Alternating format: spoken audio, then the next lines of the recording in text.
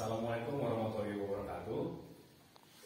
Halo sahabat semua, kami dari kelompok 134 KKN Universitas 11 Surakarta. Pada siang hari ini kami akan menggali cerita tentang Desa Gonggang bersama Mbah Gito Inspirasi. Ya, di kesempatan kali ini waktu dan tempat kami persilakan Mbah Gito untuk menyalurkan ceritanya. Ya oke, saudara-saudara semuanya yang dari UNS ya. Ya, yang mana saudara-saudaraku ya, ini teman-teman kita semuanya KKN di Desa Gonggang. Visi dan misinya banyak sekali. Pokoknya ada sesuatu dari masalah peternakan, ada juga perkebunan, banyak misi. Salah satunya juga menggali cerita Jawa. Makanya itu untuk kesempatan hari ini kita mau cerita tentang cerita Jawa babat leluhur yang ada di Desa Gonggang. Ini saudara semuanya. Ini loh Pak, ini santai aja. Itu ceritanya gini, waktu dulu itu yang babat Desa Gonggang pertama dulu jadi desa ya. Desa Gonggang itu Eyang Lenggokusumo. Dan Eyang Lenggokusumo itu berasal dari Keraton Jogja. Dan beliau itu mempunyai 5 bersaudara. Yang diantaranya Eyang Lenggokusumo, Ki Ageng Pasir yang bertempatan di Telaga Pasir Sarangan, maksud saudaranya. Terus yang ketiga itu Mbah Wonokoso, bertempatan di Wonomulyo. Yang kedua, yang keempat dan kelima itu bertempatan di daerah Semarang, yang satu daerah Jogja. Memang itu orang keraton semua sebenarnya itu ya. Maka dari itu Mbah Lenggokusumo itu awalnya masuk di Desa Gonggang, babat alas dan sebagainya. Dulu kan ini belantara hutan. Maka itu oleh yang Lenggokusumo dibabat ditempati lama-lama beserta istrinya. Setelah itu untuk kali pertama Lenggokusumo itu setelah Belanda dan sebagainya itu mempunyai sokabat. Yang namanya sokabat itu kalau zaman sekarang bahasanya teman. Mempunyai teman yaitu Eyang Kongkowijoyo dan juga Solomeo, yang Solomeo. Jadi kadang-kadang orang salah persepsi, yang Solomeo itu memang di sini ada dekatnya dari Desa Gonggang itu ada Desa Poncol dan juga ada Solomeo. Tetapi yang di Desa Poncol, yang Solomeo Poncol itu memang yang dekat daerah Poncol sekitaran situ. Tapi yang Solomeo yang ada di Desa Gonggang, sahabatnya Mbah Lenggokusumo itu Cantrik. Maksudnya yang pemain orang sekarang itu teman dekat atau pembantu itu ya. Tuh yang pergi, yang satunya itu setelah yang Kongkowijoyo, terus yang gini konon ceritanya Mbah Lenggokusumo itu pengen mempunyai anak, tapi oleh Sang Widi, semuanya kan bahasanya gitu ya. Kalau sekarang kita sekarang oleh Tuhan, oleh kita Allah dan pemikiran itu di kalinya yang pertama itu dicoba. Mbah Lenggokusumo itu anak yang pertama itu bukan manusia, tapi pertama itu terbentuk lahir seperti telur. Seperti telur aja itu seperti telur. Lah terakhir telur itu kalau orang Jawa mengatakan itu dikekne apa tembok dan tak tembok, dikekne lumbung dan tak lumbung. Maka dari itu akhirnya dikekne gua. Kalau orang nasional bilang dia sekanjang, kasih dia segudang, besarnya telur itu loh ya. Itu dibikinkan gua yang namanya gua baru gede. Dan guanya baru gede sampai sekarang masih penjelasannya itu masih. Nah, terus yang kedua, terus Mbah Lenggokusumo setelah itu lahir anak yang kedua. Itu orang ceritanya bernama Raden Joko Santoso.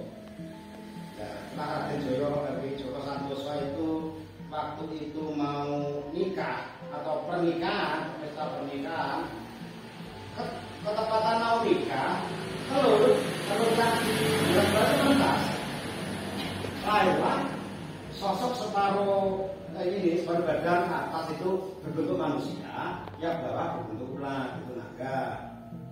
Maka dari itu ketika di pesta pernikahan yang namanya Ki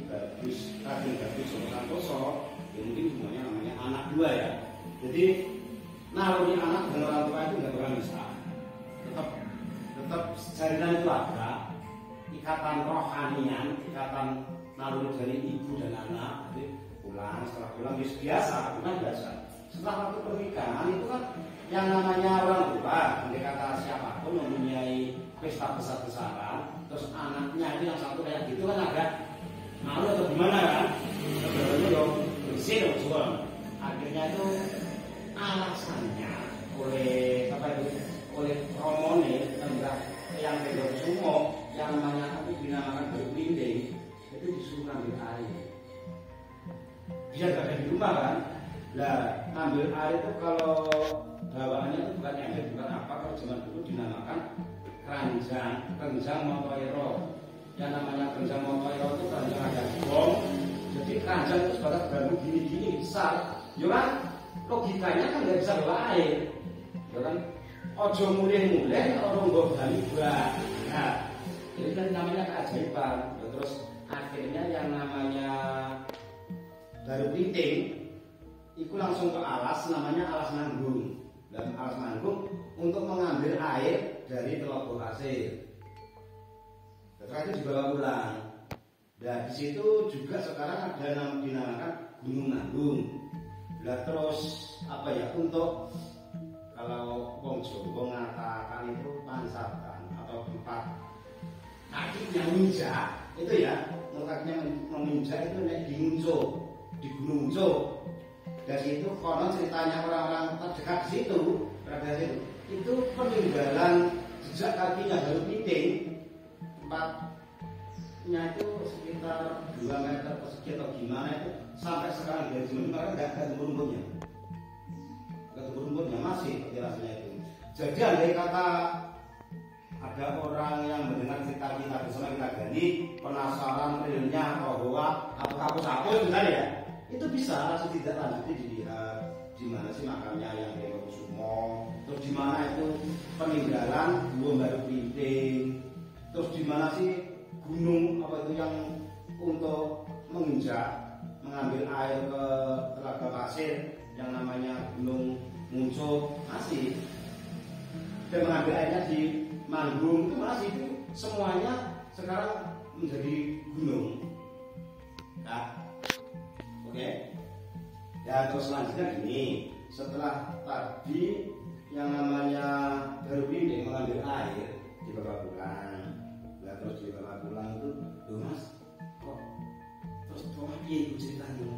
Baru pinting mikir, mau di rumah itu tamu-tamu orang tua itu banyak sekali. Jadi setelah ruang air itu melihat masuk ke dalam, yang itu ya tamu-tamunya sebenarnya pada takut kan, atau gimana ya, mungkin dari orang tuanya romonya yang bernama Eyang Dewa Kusumo disuruh pergi. Dan itu orang tua itu pergi itu bukan pergi dari mana-mana kan, suruh keluar dari disitulah, dia tahu nggak takut dan nyaman gitu. Dan akhirnya pas sebentar masuk lagi gitu. Nah orang tua jengkel. Akhirnya tuh disyarat sama Glapi. Kalau orang sekarang, kalau zaman dulu itu namanya Kudi. Lah disyarat dengan senjata Kudi itu yang mental, itu bukan baru pintingnya takut atau itu masuk, yang mental malah Kudinya itu. Akhirnya mental jauh, sekarang menjadi Gunung Sekudi. Di sebelah baratnya Wonomulyo, gunung itu. Sebelah baratnya makome yang Wonokoso, Wonomulyo, di Gunung Sekudinya. Nah setelah itu akhirnya dari pinting itu pergi betulan, pergi jalan seperti tadi. Kalau dari cerita yang kita gali dari Mbak itu baru pinting itu yang separuh ke atas itu manusia, yang bawah itu nogo, badannya seperti raksasa, jalan terus. Itu setiap 7 langkah itu katanya menengok ke belakang. Wong tuaku ngikutin enggak sih? Orang tua saya peduli enggak? Lihat saya enggak. Setiap 7 langkahnya itu katanya nengok ke belakang. Berjalan terus itu menelusuri jalan bahkan sampai area Lebel. Maksud saya perdesaan atau zaman dulu itu hutan Lebel. Dan sampai di sana dia nggak enak kan, bahasa seperti itu, padahal badan seperti naga. akhirnya dia berubah menjadi rusa, menjangan, gitu kan? Kalau ada makanya namanya itu idang, itu kan menjangan itu. Nah setelah yang di sana, pas kebetulan waktu itu bulan depan bukan bulan itu ya, pokoknya di antara bulan ini, satu bulannya itu kalau nggak ada berjalan dia akan bersih desa. Setelah bersih desa itu mencari hewan ke hutan untuk dimasak-masak sambil apa itu untuk pesta bersih desa. Nah kebetulan menjumpai yang kijang tadi yang sebenarnya jelmaan dari Haru Printing. Setelah sampai ke sana akhirnya dia dibunuh oleh masyarakat sana. Akhirnya ikan-ikannya rencana untuk pesta. Jadi naluri hati orang tua itu terasa kan, merasakan ada bahaya. Akhirnya jejak terus ditelusuri dicari sampai ke sana yang namanya Kyang Renggokusumo itu. Dan setelah sampai ke sana yang Renggokusumo di sana itu yang hanya orang sakti, itu enggak berwujud seperti yang Renggokusumo orang tua, enggak. Dia merubah dirinya menjadi anak kecil yang kelihatannya sangat hina penampilannya. Sampai sana bergaul dengan anak-anak. Setelah bergaul dengan anak-anak, ngumpul, dia itu langsung mampir ke rumahnya Mbok Rondo. Setelah mampir ngomong-ngomong dan sebagainya itu, yang namanya yang Renggokusumo yang menjelma anak kecil tadi itu tanya, Mbok, di sini itu apa ada rame-ramenya apa ada pesta? Rondo bilang iya, ini mau bersih desa, ada apa? Nah terus tanya apa saja Mbok? Orang-orang itu kemarin itu sudah mendapat bulan, bisa nggak apa? Sudah dibunuh. Jadi maksud dalam hatinya yang Renggokusumo yang tiba-tiba anak kecil itu kan terasa itu sudah terbunuh kan?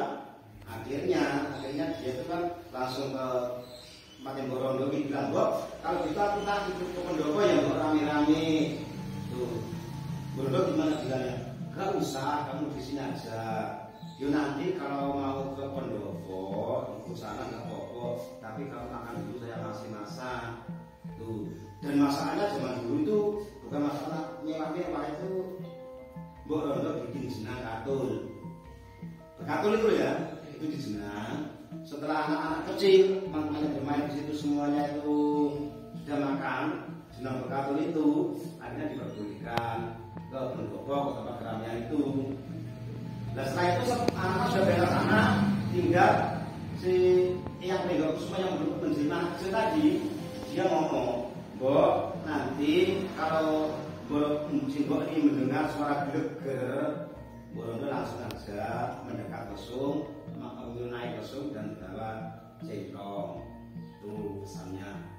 Terus jadi Borondo bilang iya, itu akhirnya jelmaan yang Renggokusumo jalan terus menelusuri jalan sampai di tempat apa itu pesta.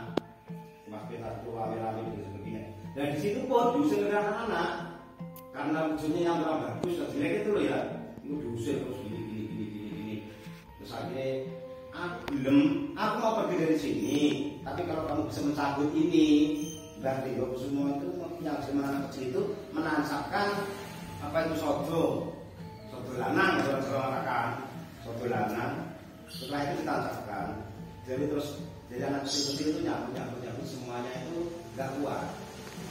Setelah nyambut nggak kuat, akhirnya anak kecil itu lapor orang tuanya gini nggak kuat juga orang tuanya.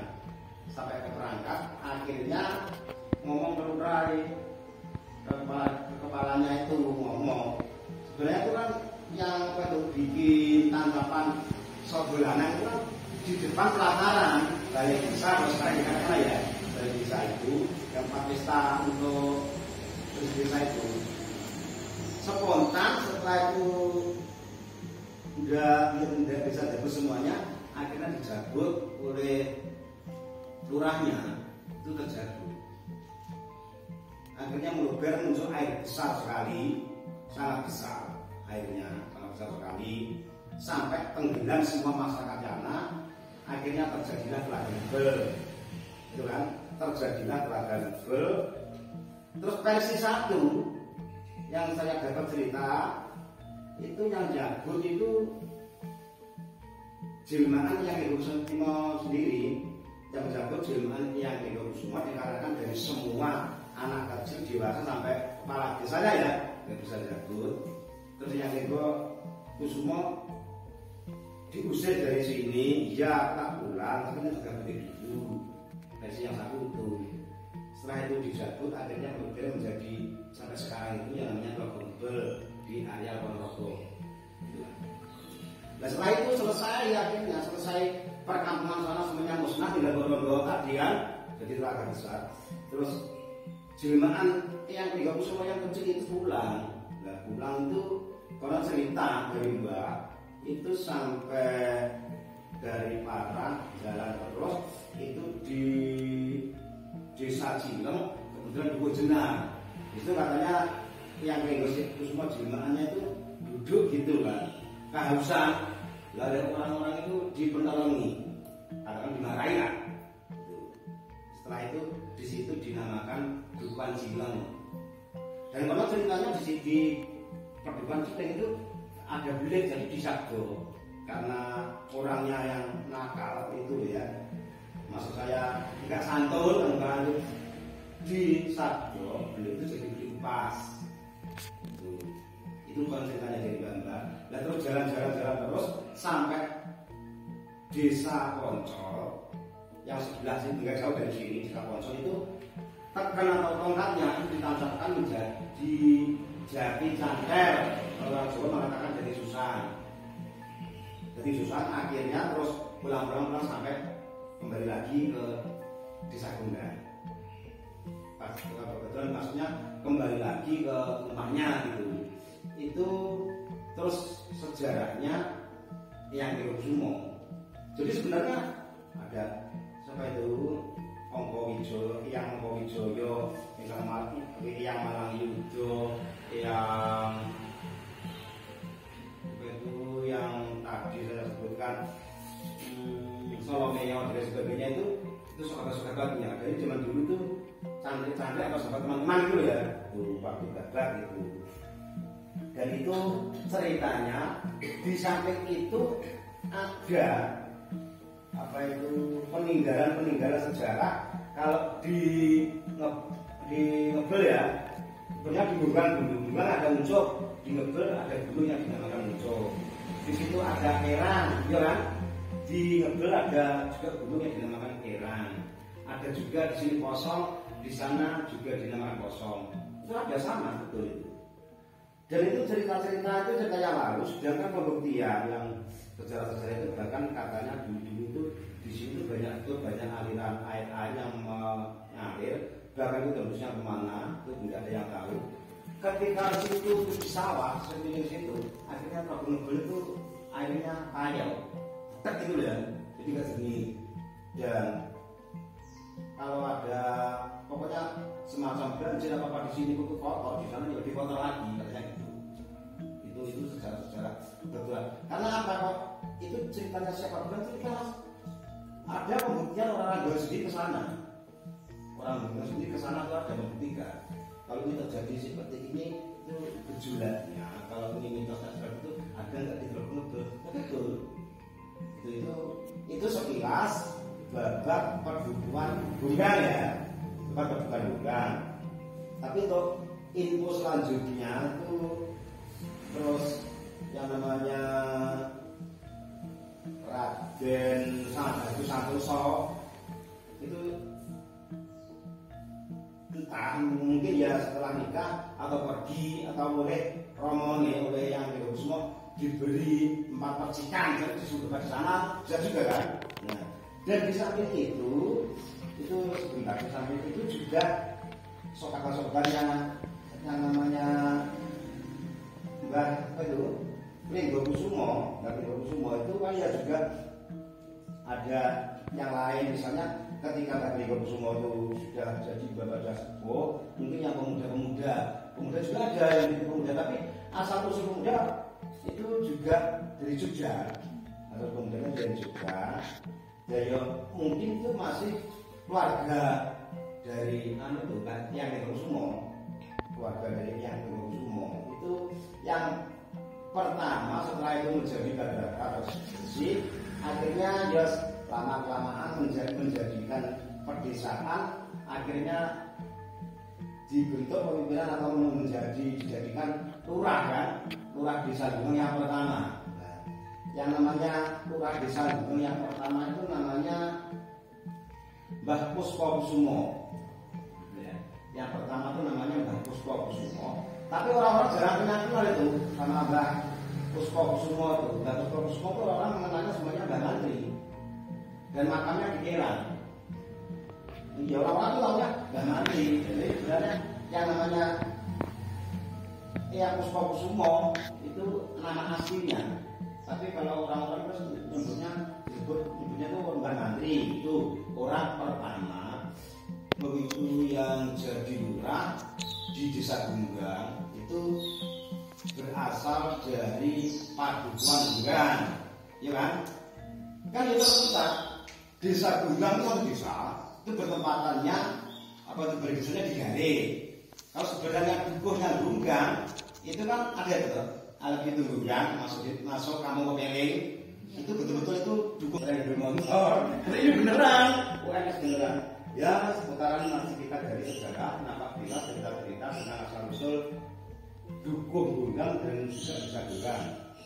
Kalau tadi Mbak Dika katakan ceritakan tentang sejarah yang Trenggokusumo, setelah itu diramaikan sih, maksudnya diramaikan itu yang meneruskan perjuangan di selanjutnya, yaitu setelah menjadi dukuhan, akhirnya menjadi Manungki ini dijadikan lurah. Dan lurah yang pertama setelah dukuh, akhirnya jadi lurah kan membawa satu desa. Dari desa terjadilah dengan dinamakan Desa Gunggang. Itu untuk lurah yang pertama itu Mbah Mantri Gunggang. Mbah Mantri itu salah satu tokoh yang pertama kali menjadi kepala desa di Desa Gunggang. Akan tetapi Mbah Mantri sendiri itu kalau orang seputaran tahunya cuma Mbah Mantri, makomnya di Keran. Tapi sebenarnya nama aslinya Mbah Mantri itu Mbah Puspokusumo. Asli namanya nama asli Mbah Puspokusumo. Itu makomnya di Keran. Terus untuk lurah yang kedua, lurah periode yang kedua Desa Gunggang itu namanya Mbah Kukuh, berasal dari Dukuh Gale. Makamnya di Gunggang Gale itu. Mbah Kukuh itu berasalnya masuk di lurah Desa Gunggang di asal dari Dukuh Gale ya. Dukuh Gale seputaran dari desa. Tuh, terus untuk lurah yang ketiga, periode yang ketiga meneruskan perjuangan Mbah Kukuh yaitu Mbah Joyo. Mbah Joyo itu bertempatan di Dukuh Hiting. Mbah Joyo itu makamnya setelah meninggal dia dimakamkan juga di Makom Garing di Gunggang itu. Itu yang ketiga. Yang ketiga tadi ya, yang ketiga kan. Terus selanjutnya yang keempat yaitu Mbah Reso. Mbah Reso Gale, ya kan? Gale lagi. Setelah Mbah Reso Gale, makomnya sudah di Gale Gunggang. Ngumpul jadi satu. Jadi yang urutan 2, 3, 4 ini. Terus yang kelima Mbah Sastro. Mbah Sastro ini berasal dari Dukuh Dagung. Makomnya juga di Dagung. Itu yang urutan yang kelima. Terus yang keenam, urutan yang keenam itu Mbah Lurah Dapu. Mbah Lurah Dapu asalnya itu dari Dukuh Kopen, tapi singgah di Dukuh Gale. Setelah meninggal makomnya di Gale Gunggang. Itu untuk Mbah Dapu. Terus periode setelah Mbah Dapu meninggal dilanjutkan lagi yang ketujuh yaitu Bapak Syukur, Abdul Syukur. Abdul Syukur itu ya berasal dari Dukuh Kopen. Abdul Syukur makamnya di Jender. Terus yang ke-8 Bapak Sukarjoyo Gale yang ke-8. Terus urutan lurah Desa Gunggang yang ke-9 itu Bapak Kusnaini. Terus setelah Pak Kusnaini masa jabatan habis, akhirnya dilanjut Bapak Agus Susanto yang lurah sekarang ini. Nah, itu seputaran cerita Desa Gunggang. Asalnya Dukuh Gunggang mengembang dari Eyang Trenggokusumo terus menjadi lurah Mbah Puspa Kusumo dilanjut sampai sekarang ini sampai Pak Agus Santo.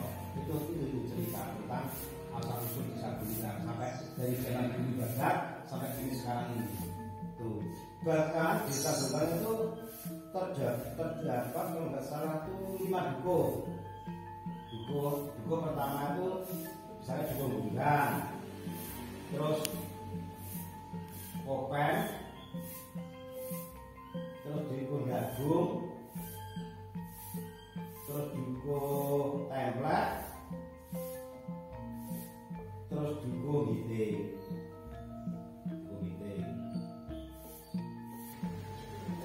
Ya oke, saudara-saudaraku semuanya, masih bersama Waton Jawa Cerita. Tadi mengupas tuntas tentang cerita asal usul dari Dukuh Gunggang sampai terjadinya Desa Gunggang.